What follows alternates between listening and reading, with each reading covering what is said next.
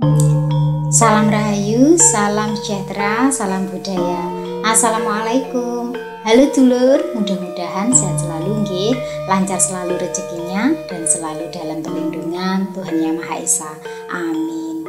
Dulur, tayangan kali ini kita bahas mengenai amalannya ampuh tapi salah kaprah dan justru timbul banyak masalah ketika dilakukan.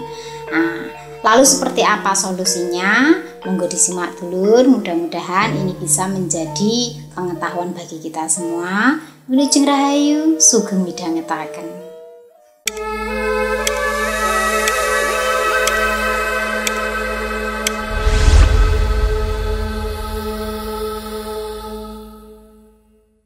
Zaman sekarang praktisnya orang ingin menyelesaikan segala permasalahannya dalam waktu sekejap. Di antaranya adalah mengamalkan amalan tertentu, di mana ingin hutangnya cepat lunas, ingin segera sembuh, ingin cepat kaya, ingin bisa mendapatkan apa yang diinginkan dalam waktu sekejap, itu melakukan amalan-amalan tertentu. Akan tetapi, kenapa tidak sesuai dengan yang diharapkan? Tidak berhasil tapi justru nambah masalah baru dalam hidupnya. Atau ada yang berhasil tapi setelahnya tetap mengalami hal-hal yang di luar ekspektasinya. Lalu penyebabnya apa? Apakah salah amalan dan doanya? Atau yang salah itu cara melakukan amalannya? Jadi ini tidak banyak orang yang tahu alasannya, tapi hanya tahu saja cara membacanya dan prakteknya. Tapi setelah itu bingung sendiri dengan kejadian yang dialami. Amalan yang saya maksud di sini adalah amalan tertentu nggih dulur, bukan yang umum, di mana tujuannya adalah untuk Anda gunakan secara privasi, tetapi amalan tersebut justru mengundang masalah bagi hidup Anda. Jadi bukan amalan umum yang diajarkan, ini secara spesifik yang biasanya digunakan orang untuk menyelesaikan permasalahan hidupnya. Sebenarnya amalan yang dilakukan itu tidak ada masalah dulur, tapi masalahnya adalah kadang amalan tersebut digunakan untuk tujuan-tujuan tertentu. Nah, itu yang menjadi masalah. Setiap orang kan tidak sama hasilnya. Nah, itu penyebabnya apa? Kenapa justru amalan yang dilakukan itu tidak menyelesaikan masalah, tapi menambah masalah? Yang pertama, amalan tersebut tanpa guru. Jadi belajar sendiri. Contohnya, Anda membaca buku tanpa ada yang menjelaskan makna dari amalan tersebut. Kemudian belajar dari internet, belajar dari artikel yang mana pengarangnya juga tidak jelas. Kemudian belajar dari video, dari mendengarkan yang tidak ada sanadnya. Orang yang mengamalkan amalan tertentu hanya dari membaca, tanpa ada gurunya, mendengar ataupun melihat, itu kalau terjadi masalah sesuatu bingung sendiri, akhirnya mencari solusinya sendiri dari berbagai sumber. Nah, campur-campur aduk toh, bingung sendiri. Berbeda ketika ada gurunya, maka ada yang ditanyai, ada yang menjelaskan, ada yang memantau. Minimal kalau merasa kebingungan itu ada yang mengatasi. Maka itulah dulur pentingnya memilih guru spiritual supaya bisa membimbing kalau kita mengalami kebingungan.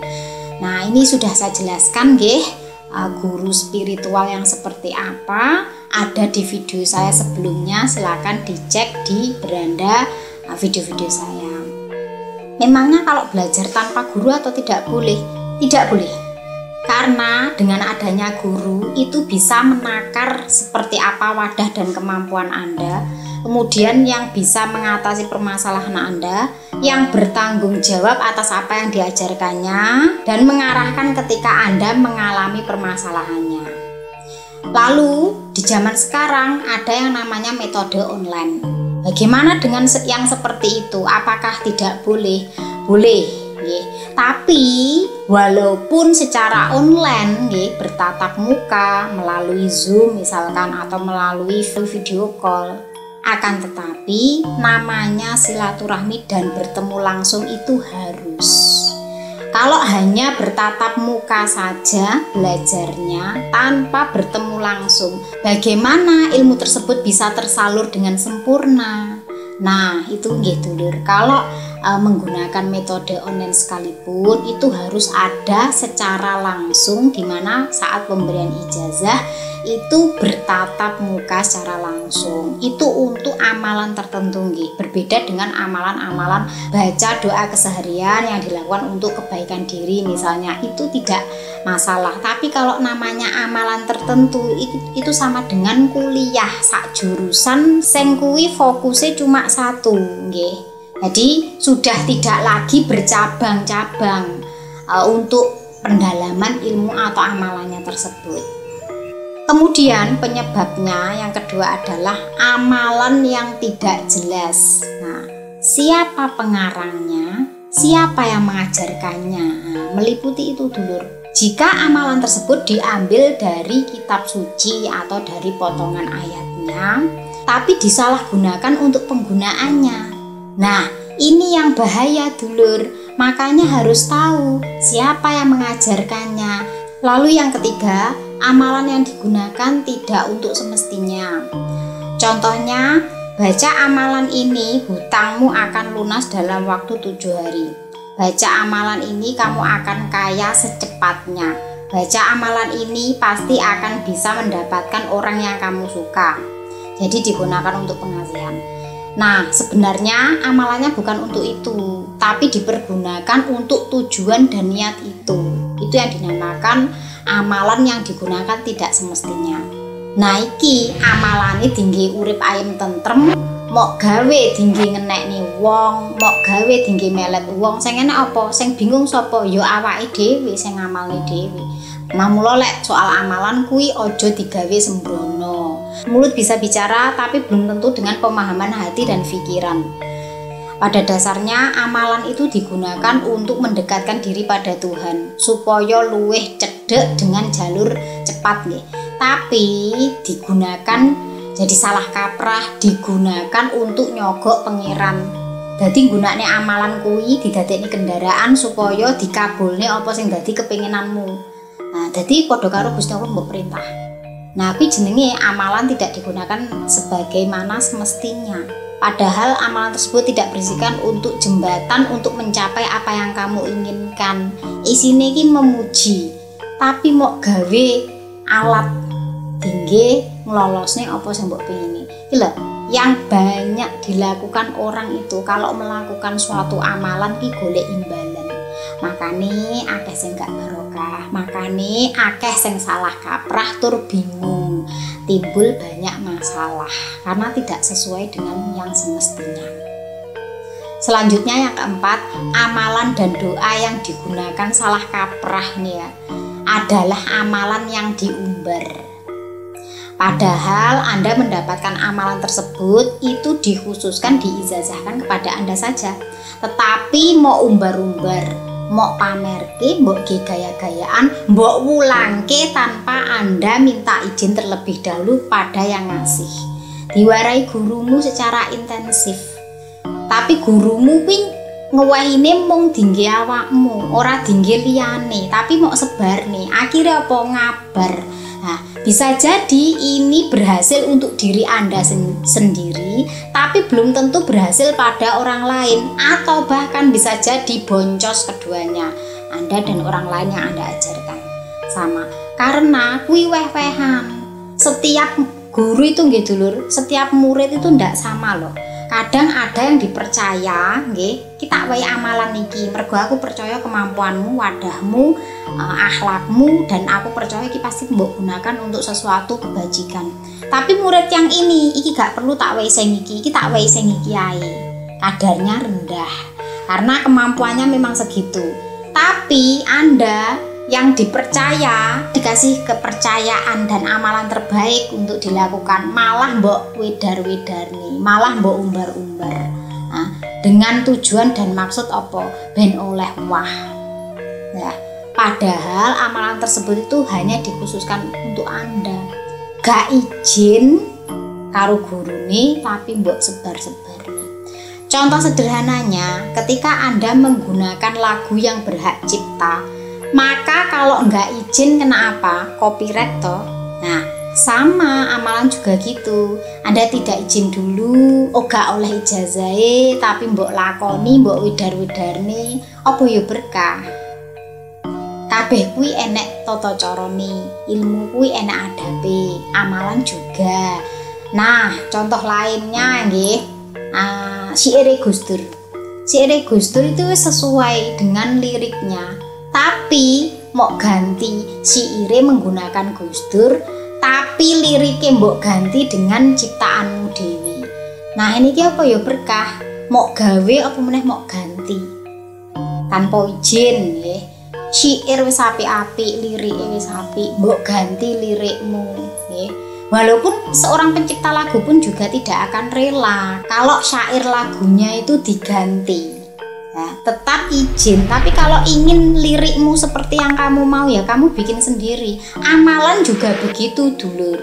Amalan kuwi iki bacaane ngene, sing iki bacaane ngene, sing iki bacaane ngene. Tapi kan di situ ada yang mengarahkan dan mengajarkan, ada sanatnya. Kalau kamu menggunakan itu berarti kamu harus izin dulu. Nek ndak ya awakmu gawe dhewe, golek donga sing dongane kuwi sing mbok gawe jembatanmu untuk mencapai keinginanmu. Jadi iki kabeh iki enek adabe nggih. Nah, solusinya bagaimana supaya amalan tersebut bisa berkah dalam kehidupan kita, gak salah kaprah, tur tidak timbul masalah di kemudian harinya. Yang pertama, gurunya harus yang jelas, bisa mengarahkan, mengerti, dan bertanggung jawab atas apa yang diajarkannya. Akeh wong ulang tok tapi moh tanggung jawab atas apa sing diulang. Wakeh kuwi.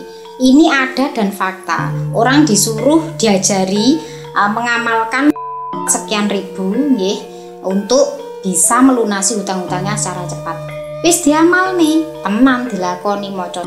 Ping berapa kali yang diajarkan wis dilakoni, tapi yang ada dia mengalami kebingungan. Wis utangi gak lunas malah bingung, enek sing ngengkleng barang, malah enek sing gendeng barang. Lah iki gurune gak tanggung jawab, pokok nggur ngewehi tok tapi mbuh karepmu piye.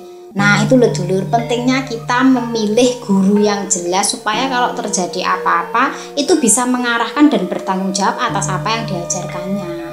Kemudian yang kedua, izin pada penciptanya atau yang merangkai amalan tersebut. Contohnya, doanya, tata caranya yang pertama ini, kedua terus ini, ketiga ini, begitu nggih. Lah, itu harus izin. Jangan hanya menggunakan apa yang diajarkan amalannya tapi tidak izin nggih. Lho izinnya piye? Bertemu secara langsung karena itu khusus nggih. Jadi bukan sifatnya bukan amalan untuk umum. Nah, kalau sudah meninggal itu bisa dikirimi Al-Fatihah, dikhususkan untuk yang menciptakan ini, khususon ini, ngaten nggih. Jadi itu yang namanya izin. Nah, ilmu ki enek adabe. Jadi demikian, kalaupun sudah meninggal, kita harus mengakui bahwa yang ngajari dulu, yang pertama kali dulu ini amalannya dari ini. Berarti sebelum mengamalkannya kirim Al-Fatihah dulu pada beliau. Ini jenenge izin dulu. Sama dengan ketika menggunakan lagu-lagu kan pasti mencantumkan penciptanya siapa. Kalau tanpa itu berarti padha karo ilmu kuwi mok gawe tanpa enek sanate. Jadi itu tadi adabe ngamalke amalan. Kemudian yang ketiga, jangan mengumbar amalan yang diajarkan kepada Anda secara khusus. Nah, iki iso ngabar. Berarti kalau Anda mendapatkan atau dikasih amalan tersebut, Anda dipercaya. Lah, lek wis diwehi ngono, aja mbok pamer-pamerke, tinggi gaya-gayaan. Nek pengen mengarahkan orang lain supaya bisa seperti Anda misalkan ya, kuwi arahno ning gurumu. Ojo nglangkai gurumu, ngono lho.